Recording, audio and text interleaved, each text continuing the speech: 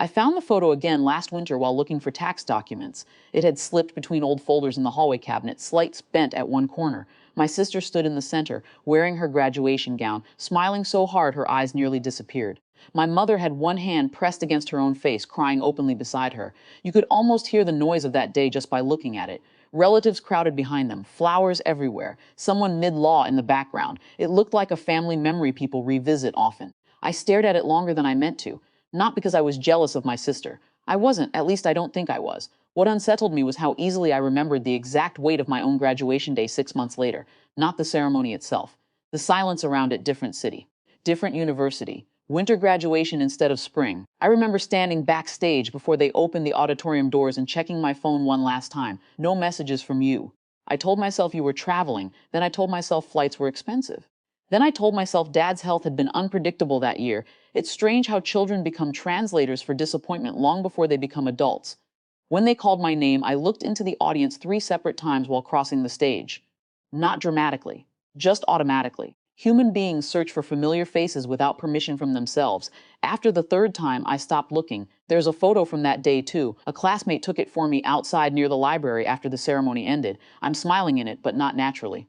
It's the expression people make when they know nobody is coming and they don't want strangers to notice. For years, I defended you to myself. That part matters. I need you to understand I did not spend my 20s angry at you. I spent them explaining you. You always said I was the easy child. Independent matcher. Good under pressure. I wore those words proudly for a long time before realizing they were often used right before someone asked me to need less. Less reassurance, less attention, less softness. When my sister struggled, the whole family reorganized around her emotions. When I struggled, people admired how quietly I handled it. I participated in that arrangement too. That's the uncomfortable part. I became good at disappearing before anyone could fail me directly. Do you remember the apartment flood during my second year at university? You told relatives proudly that I handled everything myself. Insurance forms, temporary housing, missed classes. What I remember is sitting on a laundromat floor at 2 in the morning trying not to cry because I didn't know who I was allowed to call. I think somewhere along the way, competence became mistaken for invulnerability, and maybe I helped create that confusion. A few months ago at my sister's daughter's birthday party, Aunt Syra raised a glass during dinner and said, "Your mother always showed up for her girls." That's rare. Everyone nodded. You smiled politely from across the table. I was standing near the kitchen counter refilling juice boxes when she said it. I remember because I nearly laughed out loud from the shock of hearing something so completely untrue spoken with such confidence. Not maliciously untrue, just comfortably untrue. I walked outside afterward and stayed there until the candles were blown out. Later that night, when everyone had left, you found me packing leftovers into containers.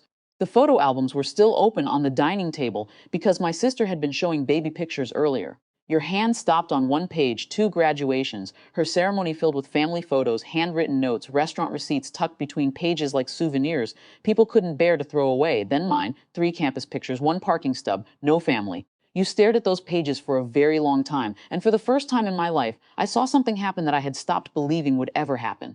You had no explanation ready, not because there weren't reasons. There were always reasons. Dad was sick, money was tight, travel scared you back then, life was complicated. I know all of that, but explanations are strange things. If repeated enough, they eventually harden into permission. I think you truly believed there would always be another milestone to attend later. Another visit. Another chance to compensate quietly. You once told me resilient people don't keep score. Maybe that's true, but resilient people still remember.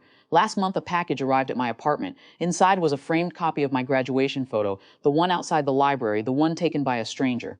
On the back, in your handwriting, was a single sentence. I thought there would be more time to come back for the moments I missed. I placed the frame on my bookshelf beside a plant that keeps nearly dying and recovering again. I haven't hung it yet, not because I hate you, and not because forgiveness feels impossible, but because some absences stop being events after enough years they become structure, and structure takes longer to rebuild than either of us expected.